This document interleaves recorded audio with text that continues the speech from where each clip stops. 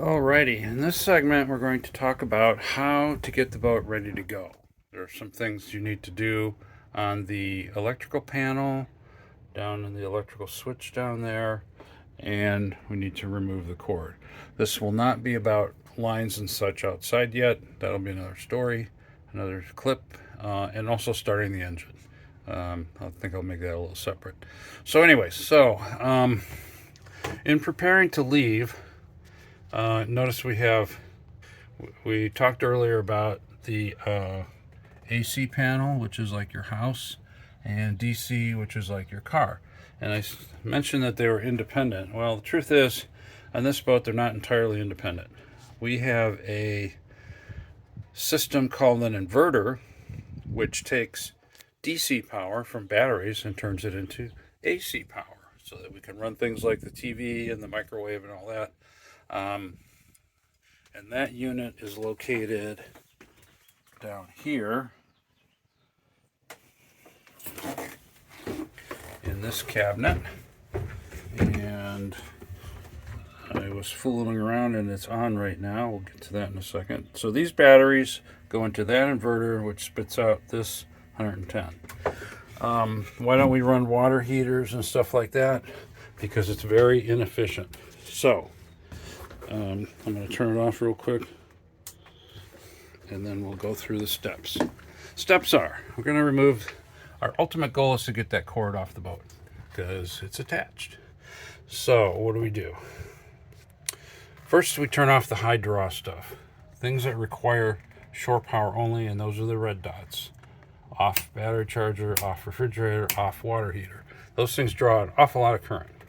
So we can't do that with the inverter, or shouldn't. All right, so now those are off. In order to keep power active on the boat, we'll turn on the inverter. This little yellow button right here. And oh geez, it doesn't show you anything. That really sucks, but that's how it is. I don't like that. That's the way it is. How do you know it's on? You get the green light. Okay, that says, hey, I'm running. Okay, so now that we have the inverter on, it can supply power. It's got an automatic switch.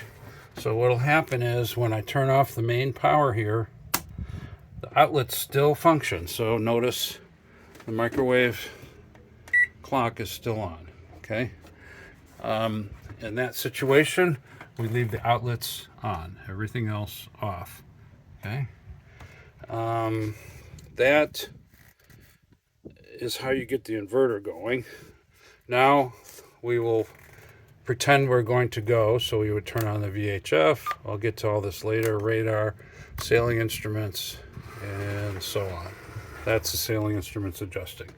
Okay, so something to note about this boat. It's very important. I might point out that now the control shows differently. The green light means the batteries are supplying the DC, okay? The other part of all this is that boats have two separate sets of batteries. So down here in this locker, we have the starting battery, pretty much like a car battery. Okay, I already showed you the other batteries by the inverter. This one is called the starting battery, and by convention, it's battery 1, bank 1.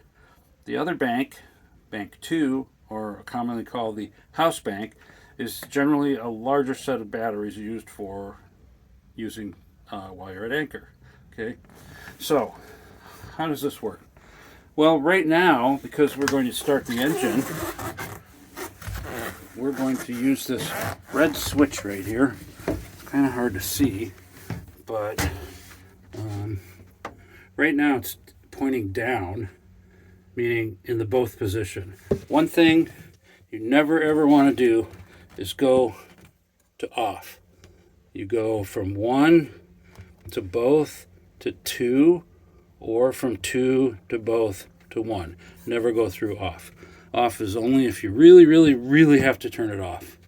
Okay, so to start the engine, since we're going to use our starting battery, this battery, number 1, we're going to switch to number 1. See the white arrows pointing at number 1. If I wanted to go to number 2, I would go this way, right, through both. Now number 2. Or we've been at anchor for a while, time to start. Go to both, go to 1. I'll be ready to start the motor. Okay? So start the motor on 1. So we're going to come on up here. I'm going to grab the key. Okay. Stick the key in the ignition. Not quite like a car. This is a diesel. Okay. So I've got the key in the ignition. First thing to check is the outdrive. The outdrive needs to be down. Okay. And hopefully you can see that it is here, down in the water. I've already done that. There'll be a separate instructional on how to get that drive up and down, but for the moment, just make sure it's down. Okay, next thing to make sure. This guy right here. This is the fuel shutoff. So when you want to shut down, you pull this up. But if this is up, the engine will not run. And I made that mistake a zillion times, so I just get in the habit of pushing that down. Engine's cold. So the throttle is right here. You pull the throttle out, grab it, pull it out, and go forward. Just a little bit, because we want the motor to start a little fast. Okay. Next, turn the key on. Okay. Now, when the engine's cold, we do, in fact, all the time, you do a preheat, but we're going to do it for about 8 seconds. Count, count, count, count, count, count, count. Then we push start simultaneously. Kind of hard to do with just one hand. There we go. Now you let go of both when she's running. So about 1500 is a pretty good idle.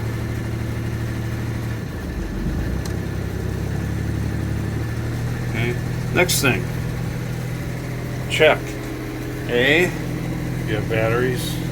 Looks like we're charging. That you have oil pressure somewhere on here. Temperature, of course, is going to take a while. The other big thing is to make sure there is water exit. No water, you got a problem. So that's what we need to know. Okay. That's how the motor started. Now, once it's warmed up, then we can deal with getting it into gear and all that stuff, but we're not there yet. Okay.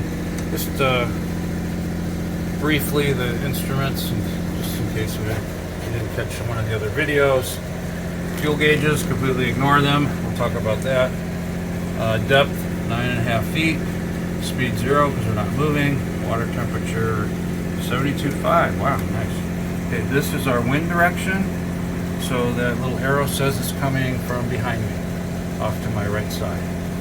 And this is the autopilot. We'll get into that later. Okay. So there you go. Engine's running. And at this point, oh, I forgot to mention, at this point, now that we're completely independent of everything, we can take the cord off. And the way to do that is there's a ring, a black ring. You got to twist that. Twist, twist, twist until it comes loose. And then you twist the cord. I'm not loose yet.